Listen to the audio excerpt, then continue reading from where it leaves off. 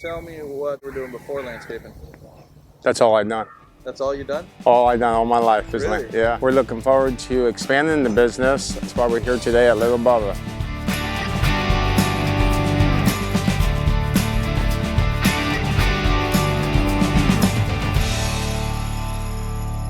Well, I started my company, about 20 years ago.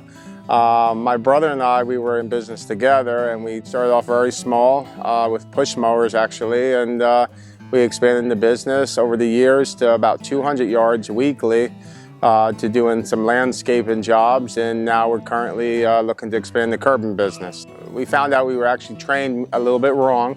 I've known of Lil Bubba just from the website and stuff like that, reaching out to him. So I decided to come down here and take the training class to expand my knowledge, to see what we were doing wrong, so we can make sure going forward we know how to do the curbing correctly. Hands-on training definitely helps, 100%. Getting the feel of the mix and actually just doing the hands-on work was a good experience for us.